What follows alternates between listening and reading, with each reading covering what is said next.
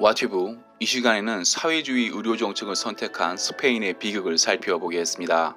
전염병 사태로 국가 비상사태를 4월 12일까지 연장한다고 발표한 스페인 정부는 폭증하는 사망자를 수용할 수 없어 궁여지책으로 아이스링크의 시신을 보관해야 하는 상황입니다. 스페인 전염병 사망자는 3,400명이 넘어가고 있어 그야말로 전시 상황입니다. 스페인 정부는 군 병력까지 동원하여 사투를 벌이고 있지만 사망자는 좀처럼 줄어들지 않고 있습니다. 그렇다면 스페인은 왜 이렇게 전염병 사망자가 폭증한 것일까요? 첫 번째는 초기 대응 실패입니다.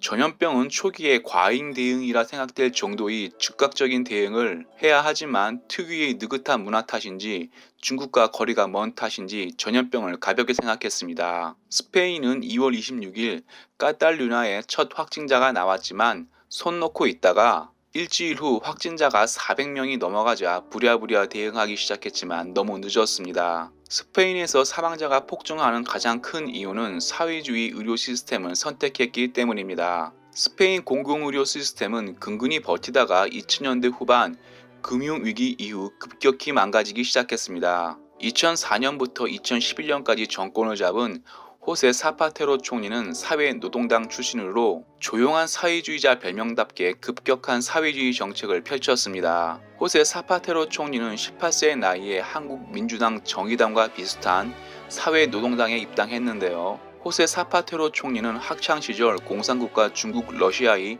토지 공견염에 심취해 있을 정도로 급진적인 사회주의 정책에 관심이 많았습니다. 실제로 사파테로 총리는 무상의료, 무상교육 정책을 펼쳐 스페인 국민들이 무상복지에 길들여지게 했습니다. 문제는 무상의료, 무상교육에 길들여진 스페인 국민들은 지방정부 재정의 50% 가까이 복지 예산인데도 더 달라고 아우성칩니다. 이렇게 현금성 무차별 복지 예산이 늘어 재정이 형편없어지면 전염병 같은 사태 때 꼭 필요한 공공의료는 재정이 부족해 제 역할을 못하게 됩니다. 즉 스페인 정치인은 당장 표가 되는 현금성 복지는 늘리면서 오랜 시간 투자해야 하고 당장의 티가 안 나는 공공의료 재정은 줄였습니다. 그 결과 스페인 인구는 5천만 명이 넘어가고 GDP는 세계 14위 국가이지만 스페인 인구 1000명당 병상수는 2.97개로 30위 정도입니다. 이는 한국 인구 1000명당 병상수 12.3개와 비교하면 월등히 차이가 납니다. 쉽게 말해서 스페인은 확진자 판명을 받아도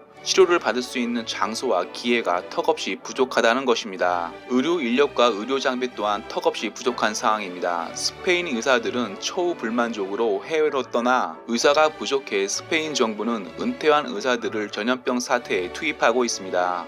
의료 장비도 부족합니다. 거짓말 같지만 산소호흡기가 부족해 65세 이상의 환자의 산소호흡기를 떼서 회복 가능성이 높은 젊은 환자에 사용해야 한다는 영상이 트위터에 올라왔습니다. 영상 속 스페인 의사는 눈물을 흘리며 산소호흡기가 부족해 어쩔 수 없는 상황이라고 했습니다. 이렇게 스페인 의료체계가 망가진 이유는 앞서 말했듯 사회주의적 무상의료 시스템을 도입했기 때문입니다. 스페인 상황을 보면 한국도 안심할 수 없습니다. 2019년 한국은 보장성을 강화하는 스페인 의료 정책과 비슷한 일명 문재인 케어 도입 이후 건강보험이 8년 만에 적자를 기록했고 이 상태로 간다면 2026년 적립금은 고갈될 전망입니다. 차마 눈뜨고 볼 수 없는 스페인 현재 상황은 몇 년 후에 한국에도 일어날 수 있기에 스페인 사회주의적 의료 정책을 반면교사로 삼아야겠습니다. 와튜브 마치겠습니다. 유익했다면 구독, 좋아요, 알람 설정 부탁합니다.